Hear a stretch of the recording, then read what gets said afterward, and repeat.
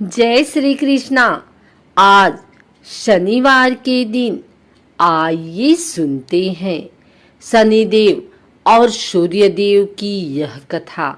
धर्म ग्रंथों के अनुसार सूर्य की द्वितीय पत्नी के गर्भ से शनिदेव का जन्म हुआ। जब शनिदेव छाया के गर्भ में थे तब छाया भगवान शंकर की भक्ति में इतनी ध्यान मग्न थी कि उसने अपने खाने पीने तक शुद्ध नहीं थी, जिसका प्रभाव उसके पुत्र पर पड़ा और उसका वर्ण श्याम हो गया। शनि की श्याम वर्ण को देखकर सूर्य ने अपनी पत्नी छाया पर आरोप लगाया कि शनि मेरा पुत्र नहीं है। तभी से शनि अपने पिता से शत्रु भाव रखते हैं। शनिदेव ने अपनी साधना तपस्या द्वारा शिव जी को प्रसन्न कर अपने पिता सूर्य की भांति शक्ति प्राप्त की और शिव जी ने शनिदेव को वरदान मांगने को कहा। तब शनिदेव ने प्रार्थना की कि युगों युगों में मेरी माता छाया की पराजय होती रही है। मेरे पिता सूर्य द्वारा अनेक बार अपमानित व प्रताड़ित किया गया है। अतः माता की इच्छा है कि मेरा पुत्र अपने पिता से मेरे अपमान का बदला ले और उनसे भी ज्यादा शक्तिशाली बने। तब भगवान शंकर ने वरदान देते हुए कहा कि 9 ग्रहों में तुम्हारा सर्वश्रेष्ठ स्थान होगा। मानव तो क्या, देवता भी तुम्हारे नाम से भयभीत रहेंगे। शनि के संबंध में हमें पुराणों में अनेक आख्यान मिलते हैं। माता के छल के कारण पिता ने उन्हें श्राप दिया। पिता अर्थात सूर्य ने कहा, आप क्रूरतापूर्ण दृष्टि देखने वाले मंदगामी ग्रह हो जाएं।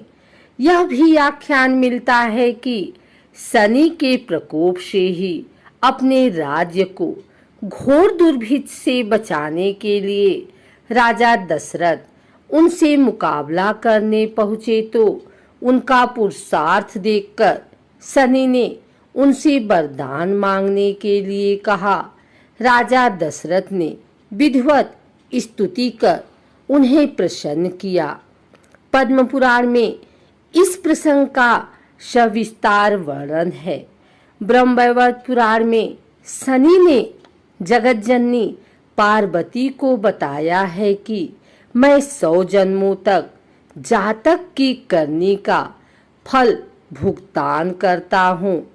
एक बार जब विष्णु प्रिया लक्ष्मी ने शनि से पूछा कि तुम क्यों जातकों को धन हानि करते हो, क्यों सभी तुम्हारे प्रभाव से प्रताड़ित रहते हैं, तो शनि महाराज ने उत्तर दिया, मातेश्वरी, उसमें मेरा कोई दोष नहीं है।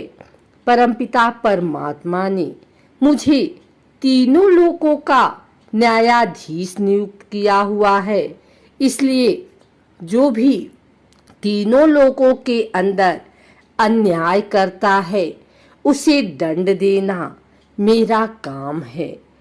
एक आख्यान और मिलता है कि किस प्रकार से ऋषि अगस्त्य ने जब शनि देव से प्रार्थना की थी तो उन्होंने राक्षसों से उनको मुक्ति दिलवाई थी। जिस किसी ने भी अन्याय किया उनको ही उन्होंने दंड दिया, चाहे वह भगवान शिव की अर्धांगिनी सती रही हों, जिन्होंने सीता का रूप रखने के बाद बाबा भोलेनाथ से झूठ बोलकर अपनी सफाई दी और परिणाम में उनको अपने ही पिता की यज्ञ में हवन कुंड में जलकर मरने के लिए शनि देव ने विवश कर दिया। अथवा राजा हरिश्चंद्र रहे हों, जिनके दान देने के अभिमान के कारण सप्तनिक बाजार में बिकना पड़ा और शमशान की रखवाली तक करनी पड़ी।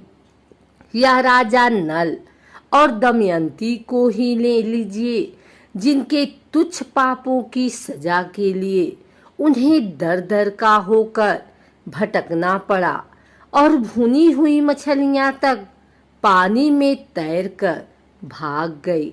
फिर साधारण मनुष्य के द्वारा जो भी मनसा वाचा कर्मणा पाप कर दिया जाता है, वह चाहे जाने में किया जाए या अनजाने में, उसे भुगतना तो पड़ेगा ही। एक और कथा के अनुसार रामायण काल में एक समय शनि को अपने बल और पराक्रम पर घमंड हो गया था। उस काल में हनुमान जी के बल और पराक्रम की कीर्ति चारों दिशाओं में फैली हुई थी। जब शनि को हनुमान जी के संबंध में जानकारी प्राप्त हुई तो शनि बजरंग बली से युद्ध करने के लिए निकल पड़े। एक शांत स्थान पर हनुमान जी अपने स्वामी श्री राम की भक्ति में लीन बैठे थे। तभी वहां शनि देव आ गए और उन्होंने बजरंग बली को युद्ध के लिए ललकारा। युद्ध की ललकार सुनकर हनुमान जी शनि देव को समझाने का प्रयास किए, लेकिन शनि देव नहीं माने और युद्ध के लिए आमंत्रित करने लगे। अंत में हनुमान जी भी युद्ध के लिए तैयार हो गए। दोनों के बीच घमासान युद्ध हुआ। हनुमान जी ने शनि को बुरी तरह परास्त कर दिया। युद्ध में हनुमान जी द्वारा किए गए प्रहारों से शनि देव के पूरे शरीर में भयंकर पीड़ा हो रही थी। इस पीड़ा को दूर करने के लिए हनुमान जी ने शनि देव को तेल दिया। इस तेल को लगाते ही शनि देव की समस्त पीड़ा दूर हो गई। तभी से शनि देव को तेल अर्पित करने की परंपरा है। उनके जीवन की समस्त परेशानियां दूर हो जाती है और धन अभाव खत्म हो जाता है। जबकि एक अन्य कथा के अनुसार जब भगवान की सेना ने सागर सेतु बांध लिया, तब राक्षस इसे हानि न पहुंचा सके, उसके लिए पवन सुत हनुमान को उसकी देखभाल की जिम्मेदारी सौंपी गई। जब हनुमान जी शाम के समय अपने इष्ट देव राम के ध्यान में मग्न थे, तभी सूर्यपुत्र शनि ने अपना काला कुरूप चेहरा बनाकर क्रोधपूर्ण कहा, हे बानर, मैं देवताओं में शक्तिशाली शनि हूँ।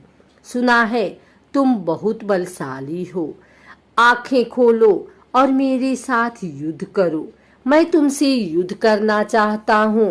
इस पर हनुमान ने विनम्रता पूर्वक कहा, इस समय मैं अपने प्रभु को याद कर रहा हूँ। आप मेरी पूजा में विघ्न मत डालिए।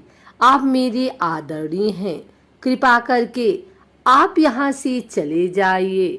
जब शनिदेव लड़ने पर उतर आए तो हनुमान जी ने अपनी पूंछ में लपेटना शुरू कर दिया।